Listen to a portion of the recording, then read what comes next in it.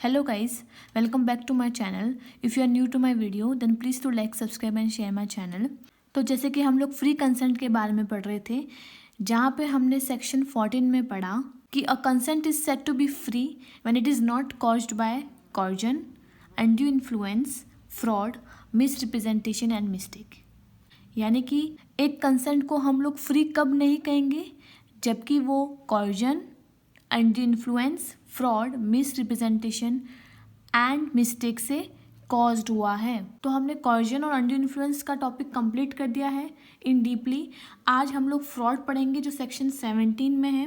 तो सेक्शन 17 की जो डेफिनेशन है उसको मैंने सिंप्लीफाई करके यहाँ लिखा है, आसान लैंग्वेज में यहाँ लिखा है, जिससे कि आपको अच्छे से याद हो सके। जनरल मीनिंग देखे फ्रॉड की तो वो क्या है, फ्रॉड क्या होता है, धोखा देना किसी को, चीट करना किसी पे, कुछ रॉन्गफुल चीज़ करना। डेफिनेशन की बात करें तो यहाँ लिखा है fraud is the intentional misrepresentation. Fraud क्या है, इंटेंशनल मिसरिप्रेजेंटेशन है। मिसरिप्रेजेंटेशन मीन्स गलत स्टेटमेंट देना, धोखा देना ही होता है मिसरिप्रेजेंटेशन। लेकिन मिसरिप्रेजेंटेशन में क्या होता है कि आप जानबूझ के नहीं देते धोखा, लेकिन फ्रॉड इंटेंशनल है। आपको पता है कि इसके साथ गलत हो जाएगा, या आपको पता है कि आप जिस चीज़ की प्रॉमिस कर रहे हैं उस चीज़ को आप नहीं दे पाएंगे, उसको इंटेंशनल मिसरिप्रेजेंटेशन कहते हैं। तो फ्रॉड क्या है, जानबूझकर धोखा देना ही तो है। लेकिन मिसरिप्रेजेंटेशन में जानबूझ के धोखा नहीं दिया जाता, वहाँ पे जो स्टेटमेंट जो देते हैं उनको खुद को नहीं पता होता है कि ये स्टेटमेंट गलत है। ठीक है, ये पहला पॉइंट आपको समझ में आ गया। दूसरा है और concealment of material facts of an agreement by a party. Concealment means क्या होता है, कंसीलमेंट मीन्स किसी चीज़ को छुपाना, कंसील करना, ऑफ मटेरियल फैक्ट्स। लॉ में मटेरियल मीन्स क्या होता है, इंपॉर्टेंट फैक्ट्स। तो फ्रॉड क्या हुआ, जानबूझ के आप मिसरिप्रेजेंटेशन कर रहे हो और मटेरियल फैक्ट्स यानी इंपॉर्टेंट फैक्ट्स को कंसील कर रहे हो, छुपा रहे हो किसी एग्रीमेंट के एक पार्टी के द्वारा और हिज एजेंट, या फिर उस पार्टी के एजेंट के द्वारा, with an intentions to deceive. किस इंटेंशन से, किस भावना से, किस इंटेंट से, ताकि सामने वाला पर्सन क्या हो सके, डिसीव हो सके। डिसीव मीन्स चीट हो सके। And induce the other party to enter into an agreement. Induce means किसी काम को करने के लिए मनवाना, इंड्यूस करना, राजी करना दूसरे पार्टी को, ताकि वो अग्रीमेंट में एंटर हो सके। तो क्या हुआ इस डेफिनेशन का मतलब, फ्रॉड मीन्स वो सारे काम करना जिसमें आपकी नीयत क्या थी, धोखा देने की थी। यहाँ पे जो इम्पोर्टेंट टर्म्स है, जैसे कि ये डिसीव हो गया, इंड्यूस हो गया, यहाँ पे मैं लिख देती हूँ, आपको याद होगा।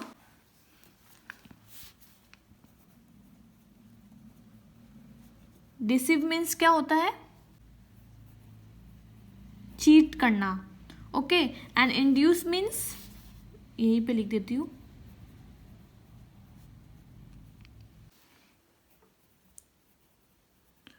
To make somebody to do something,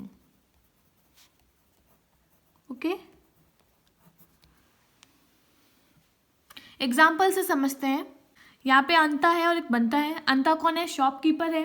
अंता बंता को घी सेल करता है ये कहकर कि ये घी प्योर देसी घी है, जबकि अंता को पता है कि ये घी मिलावटी है। तो यहाँ पे अंता क्या कमिट कर रहा है, फ्रॉड कमिट कर रहा है, क्योंकि उसको वो चीज़ पता है कि ये घी मिलावटी है और उसके बावजूद वो उसको ये कहकर सेल कर रहा है कि ये तो प्योर देसी घी है। कंसील कर रहा है यहाँ पे, देखो मटेरियल फैक्ट्स को, वो ये नहीं कह रहा है कि ये प्योर देसी घी नहीं है। तो अंता कौन है, शॉपकीपर। क्या बोलकर ये सेल करता है, दैट इट इज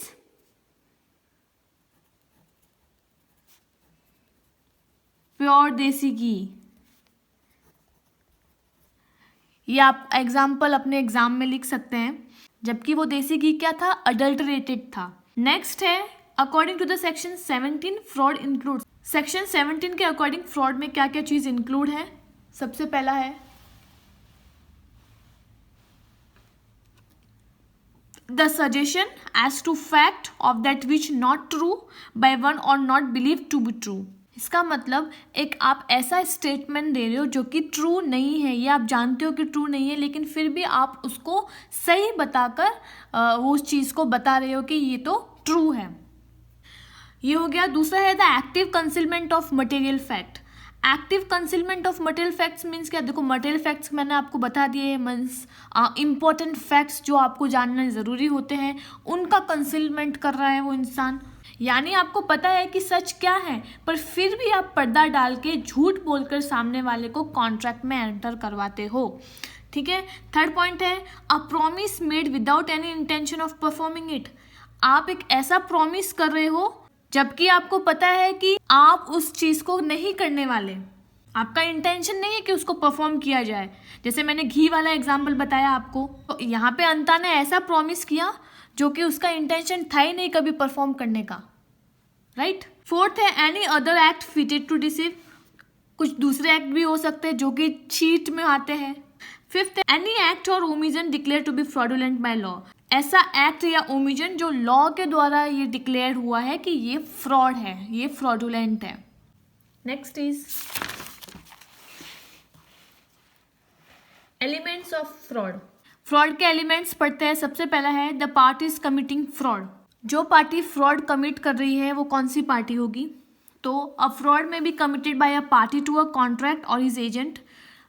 जो कॉन्ट्रैक्ट्स में पार्टी है वो कमिट कर सकती है, या फिर उसका एजेंट, या फिर कोई अदर पर्सन जिसके नॉलेज में हो।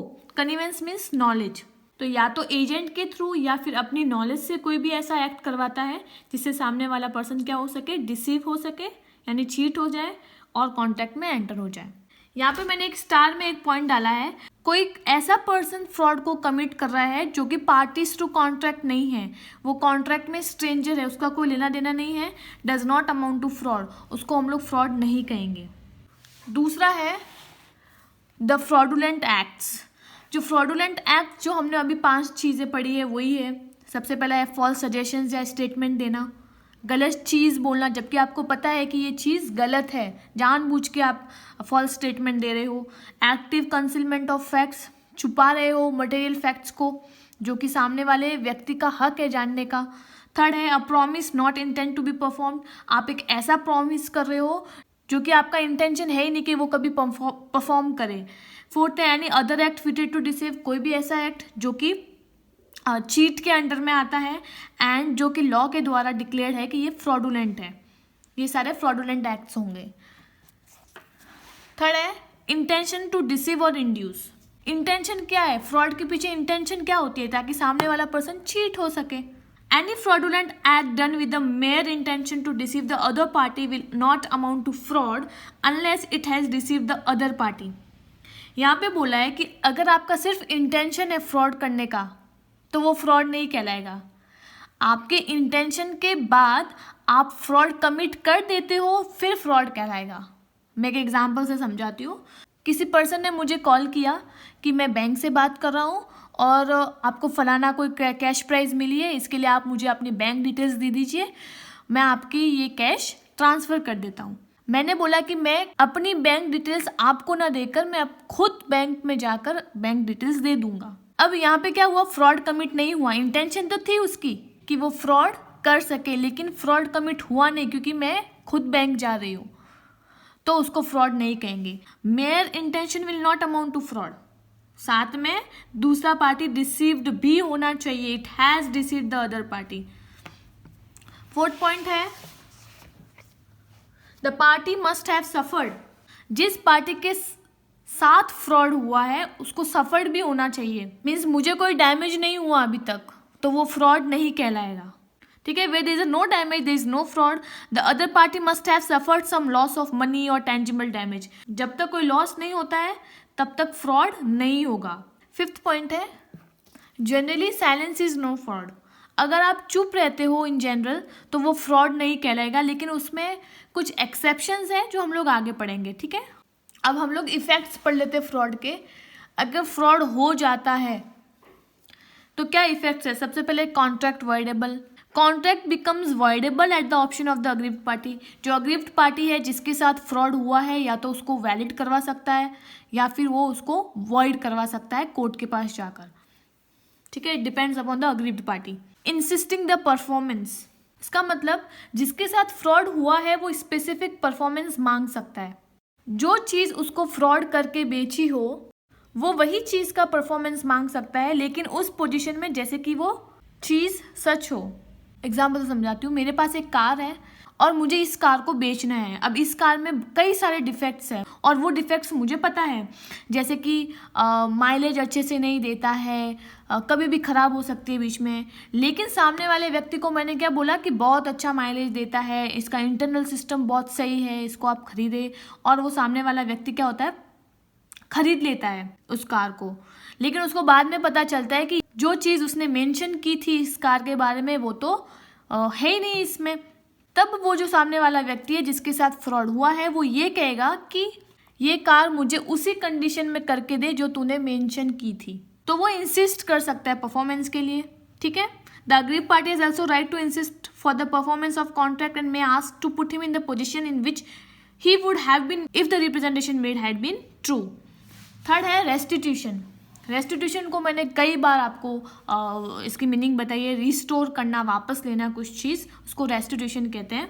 द पार्टी में रिसाइन द कॉन्ट्रैक्ट, तो जो पार्टी जिसके साथ फ्रॉड हुआ है रिसाइन कर सकता है, इसमें इट मीन्स कैंसिल कर सकता है कॉन्ट्रैक्ट को, and shall restore the benefit. और जो बेनिफिट उसने रिसीव्ड किए थे अंडर द कॉन्ट्रैक्ट जो कि फ्रॉड से फॉर्म्ड हुई थी, ठीक है, वो बेनिफिट उसको वापस रिटर्न कर देना है। Next is claim for damages. जो पार्टी है वो डैमेज के लिए क्लेम भी कर सकती है, जिसके साथ फ्रॉड हुआ है, जिसका डैमेज हुआ है, कोर्ट में फाइल सूट कर सकता है against that person. A fraud is a tort, ठीक है, टॉर्ट क्या होता है, सिविल रॉन्ग, तो फ्रॉड भी सिविल रॉन्ग ही है। And the aggrieved party therefore has a right to claim the compensation for damages, वो कंपेंसेशन क्लेम कर सकता है डैमेजेस के लिए। अब नेक्स्ट यहाँ पे क्वेश्चन अराइज होता है, अच्छा जो ये फ्रॉड है ये इंपॉर्टेंट टर्म है, तो वैसे तो सारे इंपॉर्टेंट है लेकिन फ्रॉड के क्वेश्चंस कई बार आ जाते हैं। और ये वाला जो क्वेश्चन है, will silence amount to fraud, ये भी इंपॉर्टेंट क्वेश्चन है। तो स्टार्ट करते हैं साइलेंस एज फ्रॉड। तो यहाँ पे क्वेश्चन अराइज होता है कि अगर आप चुप रहते हो, अगर आप साइलेंट हो, तो वो फ्रॉड अमाउंट होगा क्या, वो फ्रॉड कहलाएगा? तो क्या होता है जनरली, अगर आप चुप रहते हो तो वो फ्रॉड नहीं कहलाता है, लेकिन कुछ केसेस को छोड़कर। इसका मतलब क्या हुआ कि अगर आप इन केसेस में चुप रहते हो तो वो फ्रॉड कहलाएगा। किन किन केसेस में? पहला है where there is a duty of person who is keeping silence to speak, जहाँ पे पर्सन की ड्यूटी है कि उसको बोलना है और वहाँ पे भी वो अगर चुप रहता है तो फ्रॉड कहलाएगा। दूसरा, where the silence is equivalent to speech, जहाँ चुप रहना बोलने के बराबर है।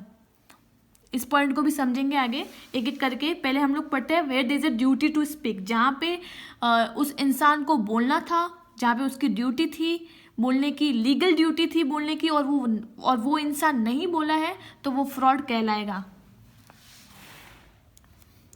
The person keeping silence is under a duty to speak in the following types of contract. इस कॉन्ट्रैक्ट में जो इंसान चुप है उसकी ड्यूटी है बोलने की।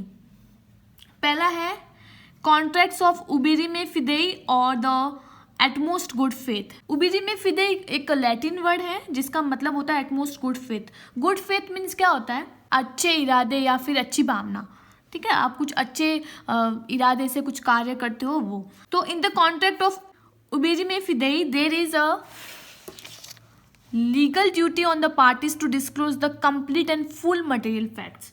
तो अगर आप एटमोस्ट गुड फेथ वाले कॉन्ट्रैक्ट में एंटर होते हो तो वहाँ पे आपकी लीगल ड्यूटी बनती है कि आप सारे इंपॉर्टेंट फैक्ट्स को डिस्क्लोज कर दे, सब बता दे।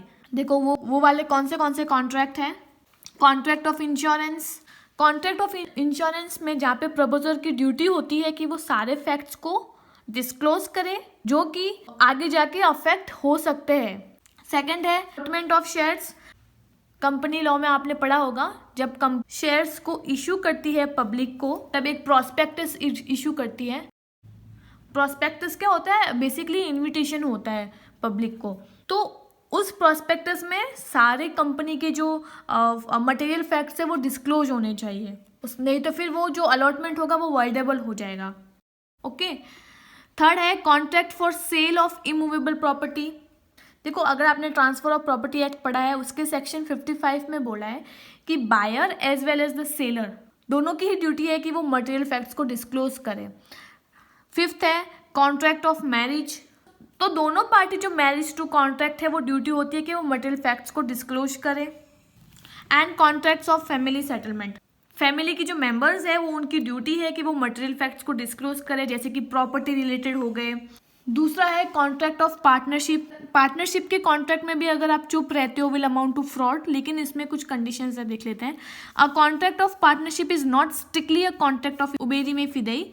इसका मतलब क्या हुआ कि जितने भी पार्टनर्स हैं उनकी ड्यूटी नहीं बनती है कि वो सारे ही अपने मटेरियल फैक्ट्स को डिस्क्लोज कर सके, लेकिन उनको जहाँ पे वो रिक्वायर्ड है और उनकी ड्यूटी है कि वो मटेरियल फैक्ट्स को डिस्क्लोज करे, जैसे कि रिलेटेड टू द अकाउंट्स या इंफॉर्मेशन अबाउट द फर्म, जो कि आगे जाके ना बताने से अफेक्ट हो सकते हैं पार्टनरशिप, तो उन केसेस में उनको बताना पड़ता है। और फिर अगर वो चुप रहते हैं और नहीं बताते हैं तो then it will amount to fraud. Third point है contract of guarantee. Contract of guarantee में भी दोनों पार्टीज है, उनको मटेरियल फैक्ट्स को डिस्क्लोज करना है according to section 143। Fourth point है contract by parties having fiduciary relations. Fiduciary relations means the relationship of trust and confidence, जैसे कि डॉक्टर एंड पेशेंट के बीच में है, या फिर मेंटर एंड डिसिपल हो गया। इन वाले कॉन्ट्रैक्ट में जहाँ पे इनकी लीगल ड्यूटी बनती है कि वो किसी चीज़ को डिस्क्लोज करे और फिर भी वो चुप है, तो it will amount to fraud. Next is disclosure of facts required by law. Law के द्वारा कुछ फैक्ट्स को डिस्क्लोज करना। अगर लॉ कहती है कि आपको ये सर्टन फैक्ट्स को डिस्क्लोज करना है और आप नहीं करते हो तो it will amount to fraud. Sixth है customs and usage of trade, जैसे कि manufacturers of drugs and medicine. इनकी ड्यूटी बनती है जहाँ पर कि उनको कुछ मटेरियल फैक्ट्स को डिस्क्लोज करना है, बताना है, और फिर भी वो अगर चुप रहते हैं तो वो फ्रॉड कहलाएगा। In case of latent defect. Latent defect क्या होता है? Means not visible in the ordinary inspection। कुछ ऐसे डिफेक्ट्स जो आपको ऐसे नॉर्मली नहीं दिखते लेकिन उसमें कुछ डिफेक्ट्स होते हैं, तो उस केसेस में भी उनकी ड्यूटी बनती है कि वो मटेरियल फैक्ट्स को डिस्क्लोज करें। जैसे कि मैन्युफैक्चरर्स ऑफ क्लोथ्स हो गए। अगर आप क्लोथ्स खरीदने जा रहे हैं और कुछ डिफेक्ट है जो आपको अपने आंखों से नहीं दिख रहा है लेकिन कुछ है, the seller is under a duty कि वो बताए कि क्या डिफेक्ट्स है इसमें। ठीक है।